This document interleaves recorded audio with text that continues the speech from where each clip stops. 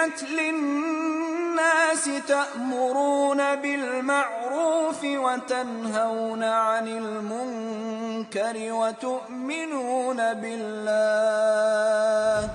30 tahun dasar membangun bersama Islam memayungi pemerintahan Kerajaan Kelantan. Memimpin masyarakat menjadi khairul ummah, menerusi tonggak keberkatan, kemakmuran dan kebajikan. Bertitik tolak daripada keyakinan inilah kita memperkenalkan dasar membangun bersama Islam dengan maksud kita membangunkan di negeri ini atas cita-cita untuk meraih hasanah di dunia dan meraih hasanah juga di akhirat. Kita berusaha untuk menerapkan budaya ubudiyah, itqan dan mas'uliyah bagi memandu setiap warga kerja untuk meyakini bahawa setiap warga kerja ini akan dinilai oleh Allah Subhanahu Wa Taala. Walaupun kita faham bahawa untuk memerintah negeri berdasarkan membangun bersama Islam ini bukan suatu perkara yang mudah. Semenjak tahun 1990 lagi, berbagai halangan dan tribulasi berjaya diharui dan usaha meletakkan asas yang kukuh dan destinasi yang jelas menuju sebuah model kerajaan Islam. Segala perancangan yang dibuat adalah berpaksi kepada 3 ciri asas, iaitu ubudiyah, mas'uliyah dan itqan.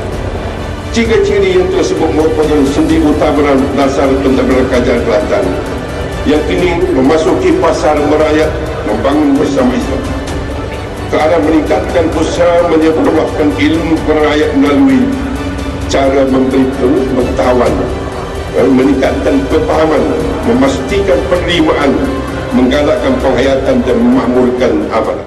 Almarhum Tuan Guru telah mengarahkan penutupan premis-premis maksiat, pusat hiburan, tempat judi dan arak di Kelantan.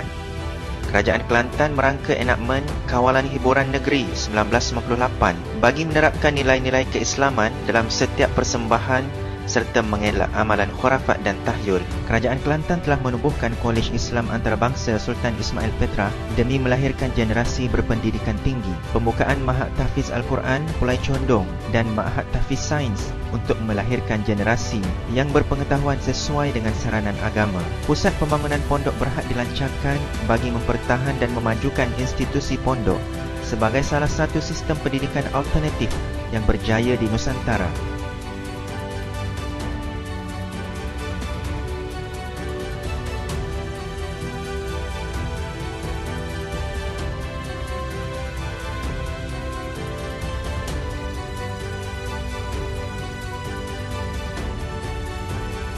Kempen menutup aurat di seluruh Kelantan, tulisan Jawi dimartabatkan dan Kota Baru diisytiharkan sebagai bandaraya Islam yang bercirikan agama menepati slogan membangun bersama Islam.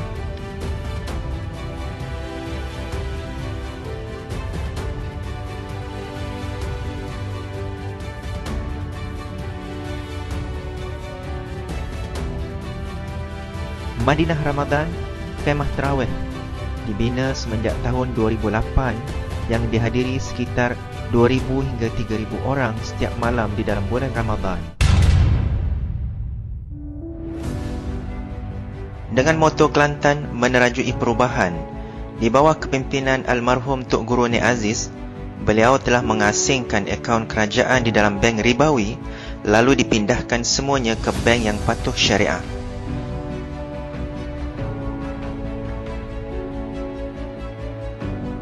Menubuhkan sistem Ar-Rahan atau pajak gadai Islam sebagai galakan kepada orang Islam berurusan dalam hal pajak gadai menurut aturan syariat. Kerajaan juga memperkenalkan dasar dan polisi perumahan rumah ubudiyah dengan memastikan setiap rumah mempunyai sekurang-kurangnya 3 buah bilik. Kerajaan menetapkan semua bangunan baru yang akan dibina perlulah bercirikan seni bina Islam bagi menepati konsep membangun bersama Islam. Ia adalah usaha keseragaman dalam pembangunan bercirikan agama.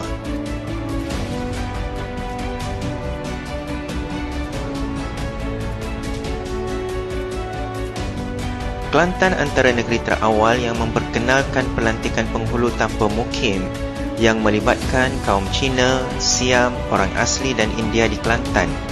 Kaum Cina, India, Siam dan orang asli turut dilantik sebagai ahli majlis kerajaan tempatan, termasuklah pelantikan penghulu wanita dilantik di semua jajahan.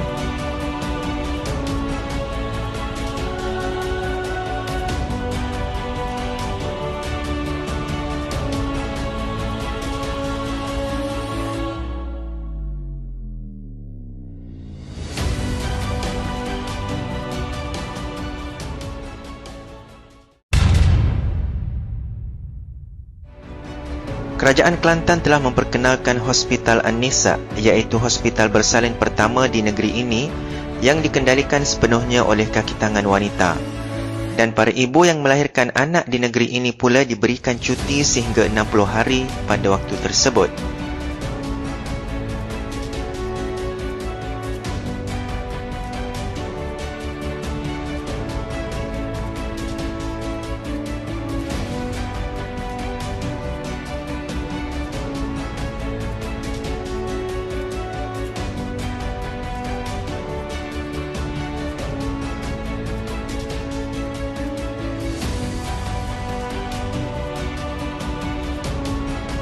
Kerajaan juga memperkenalkan skim takaful kifalah,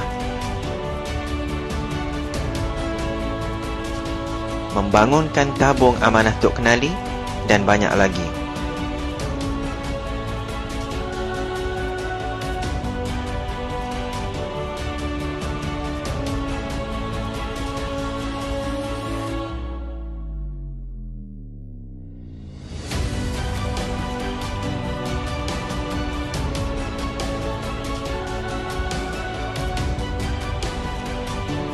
Selain itu, Kerajaan Negeri Kelantan telah menubuhkan Pusat Pembangunan Wanita Kelantan ataupun PPWK di peringkat DUN bermula pada tahun 2005. Kini, sebanyak 46 buah PPWK telah ditubuhkan di 45 buah DUN di seluruh negeri Kelantan. Sehingga kini, PPWK telah berjaya melahirkan 3,156 orang graduan di semua 45 PPWK seluruh Kelantan dan seramai 5,905 orang pelatih yang berdaftar sejak tahun 2005 sehingga tahun 2019.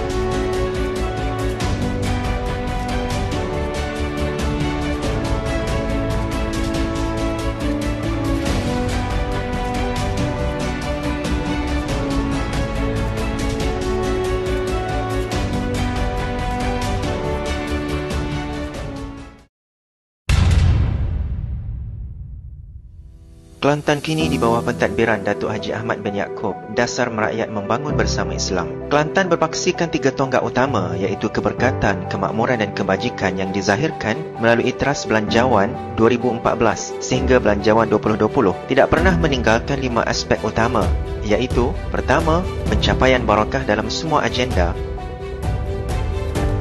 Yang kedua, pemerkasaan pembangunan insan. Yang ketiga, kerancakan pembangunan ekonomi. Yang keempat, pembelaan golongan dhaif dan kurang upaya. Dan yang kelima, pengukuhan institusi dan badan pelaksana.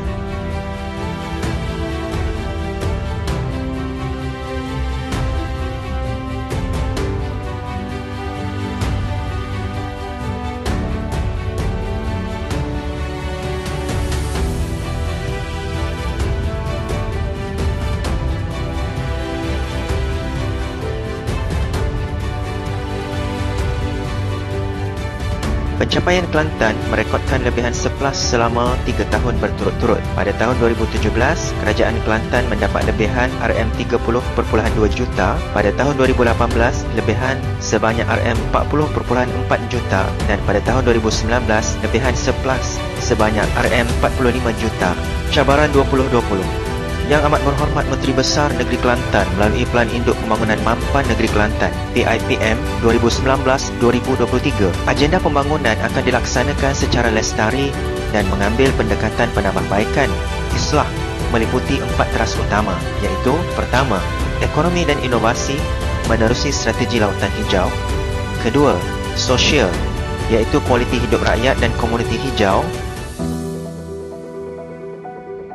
Yang ketiga, aspek alam sekitar, kelestarian sumber alam dan pengurangan impak perubahan iklim. Dan yang keempat, urus tadbir, iaitu pengurusan pintar bagi meningkatkan prestasi dan integriti.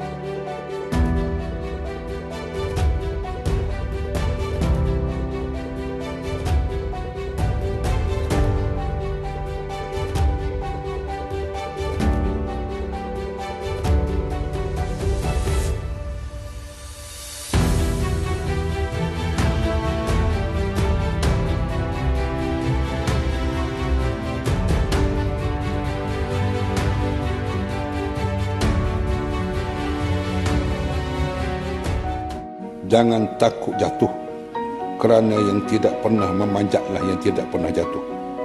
Jangan takut gagal, kerana yang tidak pernah gagal hanyalah orang yang tidak pernah melangkah. Jangan takut salah, kerana dengan kesalahan yang pertama itu dapat menambah pengetahuan untuk mencari jalan yang benar pada langkah yang kedua.